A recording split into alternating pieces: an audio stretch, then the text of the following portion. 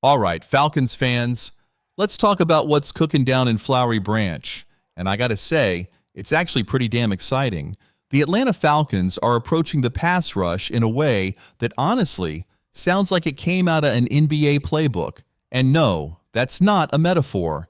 They literally said it. When Leonard Floyd stepped up to the mic during his intro press conference on March 27th, he said something that stuck. Pass rushing is like having a basketball team. What he meant? You need depth, rotation, versatility. Just like you need starters and bench guys in the NBA, Raheem Morris wants the same thing for his defensive front. A legit rotation, fresh legs, pressure all game long. Now, if you're a Falcons fan, this should fire you up, because this ain't the same old Atlanta defense that's been getting cooked for years. This is new, it's aggressive, and honestly, it's smart. Look, last year was ugly when it came to sacks. 31. That's it. Second to last in the league. That's not going to cut it. So what did they do? They went out and got dudes. Leonard Floyd, 48 sacks in the last 5 seasons. They gave him a 1-year, $10 million deal. Highest paid new guy on the team this year by cap hit.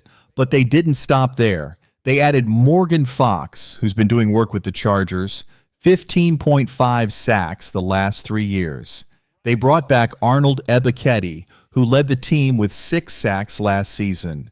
Caden Ellis is back too, 5 sacks and a team-high 16 QB hits. Oh, and don't forget David Onyemata. That's a solid 5 to throw at you. But here's the catch, and it's an important one. These guys are more like role players. Good ones, really good ones. But there's no true star. There's no Myles Garrett, no Micah Parsons. They're running small ball in a league that's full of MVP-level edge rushers. Coach Raheem Morris ain't sugarcoating it either. He straight up said, "We need rush." But he's not just hunting sacks, he's building a culture. He wants leaders, guys who help bring the young dudes along. And in Floyd and Fox, he's got exactly that. Fox has played in 120 NFL games. That's experience. That's locker room juice. Morris even called him a great human, a guy who makes the team better on and off the field. That stuff matters, especially when you're trying to rebuild a defensive identity from the ground up. And here's the other big piece of the puzzle. Nate Ali, new defensive line coach, hired in January. He's worked with sack-happy units in Philly, Indy, and Houston. The man knows how to build a front four. So yeah, this whole basketball team idea might sound weird on the surface. But when you look at the pieces and the mindset, you can see what they're building, and it ain't soft. All right, let's keep this train rolling, because it ain't just about the players. The Falcons brought in a new defensive line coach, Nate Ali. And this dude? He's bringing the juice. He's known for squeezing every drop of potential out of his guys. He brings energy, fire, and he demands one thing above all else: aggression. Raheem Morris isn't just hopeful about him, he's all in.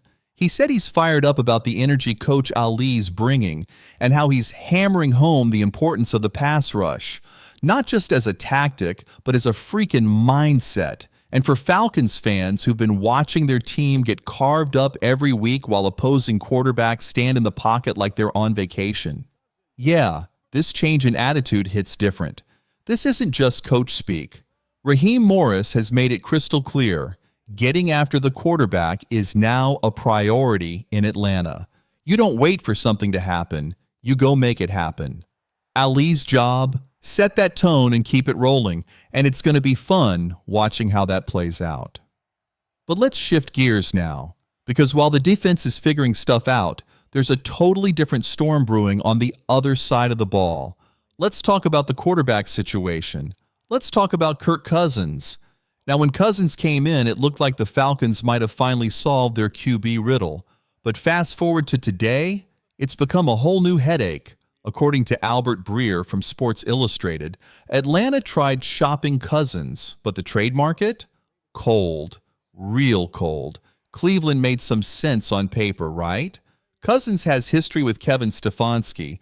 That seemed like a logical fit. But instead, the Browns went with Joe Flacco. Why? Money.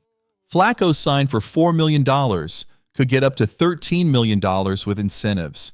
Meanwhile, Cousins is sitting there with a much bigger contract, and Atlanta isn't exactly rushing to eat a big portion of it just to ship him out. And Pittsburgh, that might have been the last realistic shot to move Kirk. And now word is they're sniffing around Aaron Rodgers. If Rodgers lands there, that door slams shut. Oh, and just to make things spicier, Cousins has a no-trade clause, and he's not about to let himself get dumped into a situation where he's babysitting his own replacement. That ain't happening. He wants control, and he's using it. So now we've got a standoff. Falcons want value, Cousins wants control, and Pittsburgh wants options. Until someone blinks, this thing ain't moving. And the Falcons, they're stuck in the middle.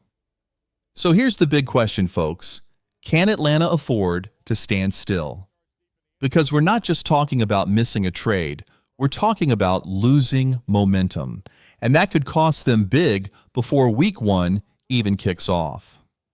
Now to bring it full circle, on one side, you've got this fresh new defensive identity forming.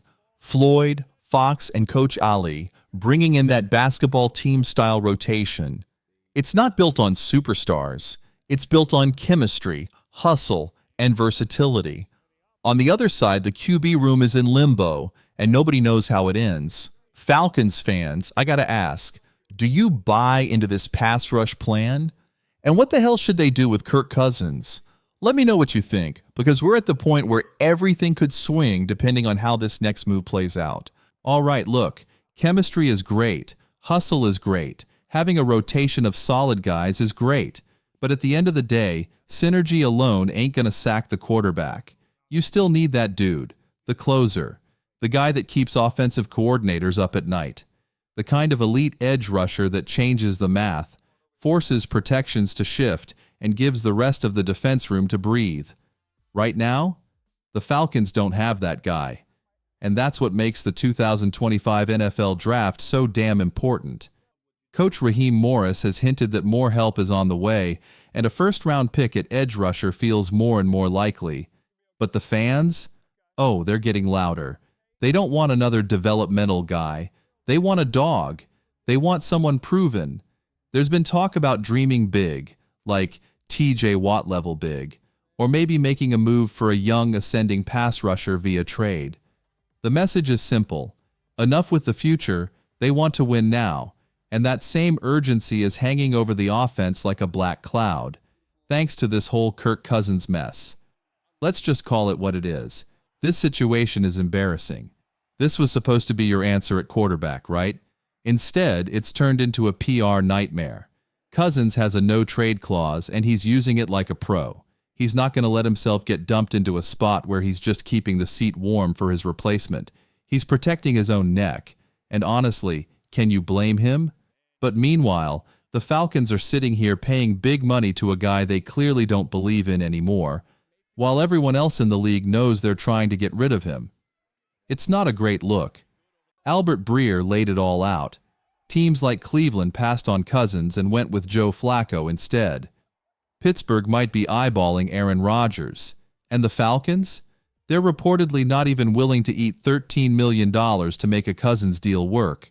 So now you've got a team that looks hesitant, reactive, and honestly, kind of lost. The front office, from Terry Fontenot down, is coming off like they don't have a clear plan. Just vibes and crossed fingers. And if this thing drags past the draft, it's only gonna get uglier. You've got fans watching this all unfold, wondering what the actual plan is, and whether this team is truly built to compete or just scrambling to look like it. So here's the question, Atlanta. Do you bite the bullet and eat some cash to clean the slate?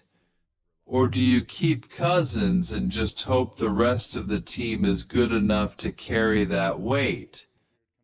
You're already paying the man. But what's more expensive? His contract or the damage it's doing to your credibility?